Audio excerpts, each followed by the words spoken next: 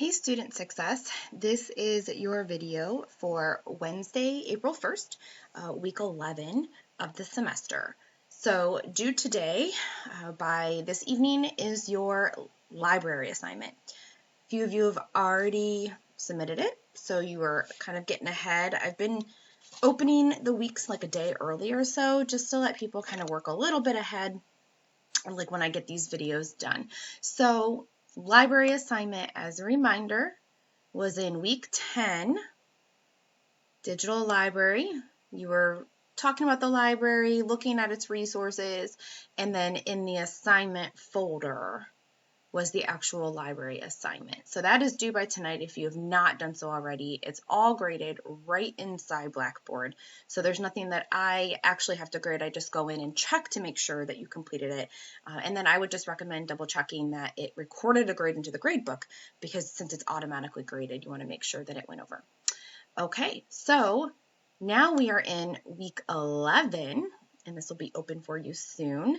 Week 11 is about chapter 4, managing time, energy, and money, which at this point I think is more appropriate than ever with the circumstances that we're going through. So I'm just going to bring up the PowerPoint to go through a few slides right now. Chapter 4, and again, you have access to these in the Chapter 4 material area in week 11. So how you relate to this chapter, well, I think just about everyone ever, whether they're a student or not, needs to manage their time, energy, and money. Sometimes money management is more important, other times time management is more important. So it just kind of maybe depends too on the season of your life and where you are with things on what is going to take precedence. So some academic time management tips, making sure that you, especially now that we are all online, it's easy to fall behind. It's easy to just be like, I'll get to that. So you want to have a plan. You want to set up like a structured study session. That's why I said maybe if you can, still try to log in every Wednesday, when we would normally meet. That way you have a routine. Put your phone aside, make sure that you're not constantly checking social media if you're on a computer, making sure that you're just focused on what it is that you're working on. Well, I think this is important, organizing your workspace. I know with me working from home, I am working from like my desk in my bedroom, and so I have to every evening kind of reorganize it. So for the morning, it's ready to go, because that really helps me focus. So I'm not spending time in the morning when I should be doing other things like organizing. And it's a little thing that makes kind of a big difference. Use a timer and then just pay attention to how you are using time. So chapter 4 will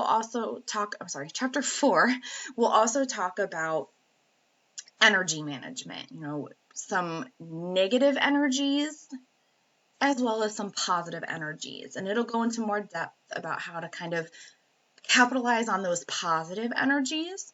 So some of the things discusses in this chapter is making sure that you are physically energized, making sure you're getting enough rest, you're getting enough exercise, you're not eating junk food, which I know with this quarantine right now, my household is like going through Girl Scout cookies and chips and everything like crazy, and I'm trying to hide things from my children because, yeah, even though we're home for a couple weeks, we still want to stay away from the junk food. We want to fuel our body the right way so we're not feeling all sluggish. So making sure that you're physically taking care of yourself is going to help with that energy level, managing your energy.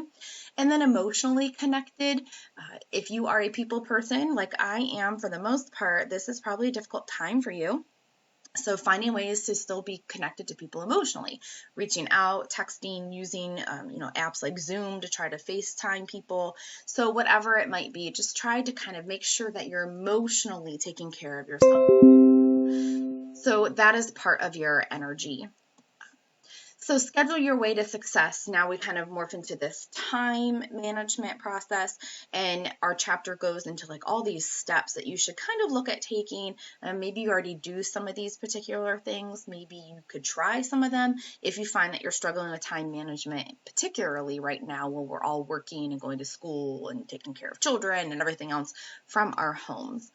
This is also a nice way to think about, you have 500 things to do, and maybe your list has been cut in half a little bit now that you can't really go anywhere unless some of you are essential workers and you're outside the home working. But your to-do list, maybe organizing it by priorities. Like A priorities mean these things are both important and they're urgent. They are time sensitive. And then things that, okay, they're important, but I don't have to get them done right now. I have a little bit of time. And then the C priorities where, you know what, it'd be nice to get it done, but I'm not going to stress about it. And then anything that's not important or urgent, you cross off your list. So maybe prioritizing can help with your time management.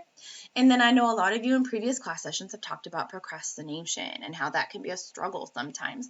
And so our chapter does go talk about the P word, procrastinating, and how you can kind of kick that habit, so to speak, try to work through that and different strategies to help you. Here, again, more strategies on managing your time, making sure that you are putting your energy and your effort into the things that are going to pay off for you. And then our chapter kind of wraps up with some financial aid frequently asked questions, which, because we're talking about like time, money, and energy management, financial aid is obviously a big piece of that for a college student. Knowing about financial aid, knowing the difference between grants and loans and scholarships, and how you can be aware of that. And I can't remember if I've shown this to you all before, so I'm going to show you right now real quickly.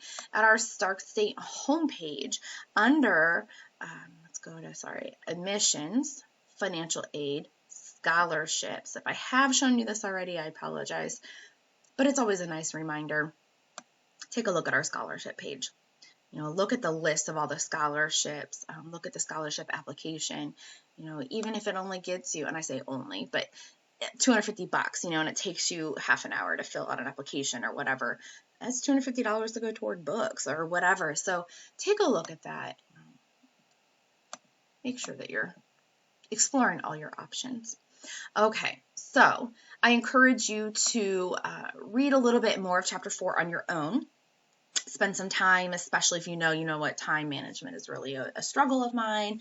I want to spend some time on this section, or maybe money management is a struggle. So just go into Chapter 4 and look at those sections a little bit more in depth so that maybe you can pick up some tips that are a little bit more helpful to you. So there are 2 assignments for this week, one of which we would normally do together in class, but obviously you're going to go ahead and do this on your own. So you'll have 2 assignments, exercise 4.1, and to do that you have to get into the textbook. So I have the textbook up and running behind me here.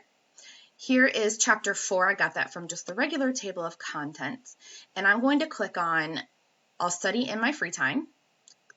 and when is that? That's where I'm going to go.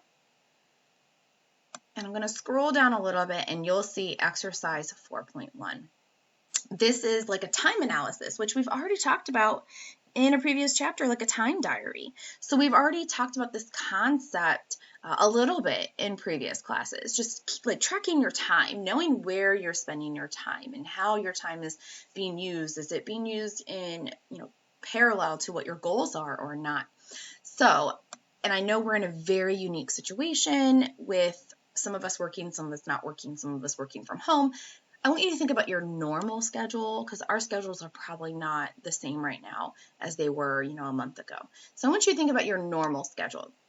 And it asks you to kind of think about all of these things, sleeping, eating. Right now, you may or may not be commuting, but again, that's why I want you to think of maybe previous schedules, like a month ago or so, how your life looked, spending time with significant others, with family, and then how many hours at work. If you went to a regular function every week, like maybe you had meetings or church, something you do every week. So up here in the first section, you are doing how many hours a day times 7 days a week, and that'll get you a number there.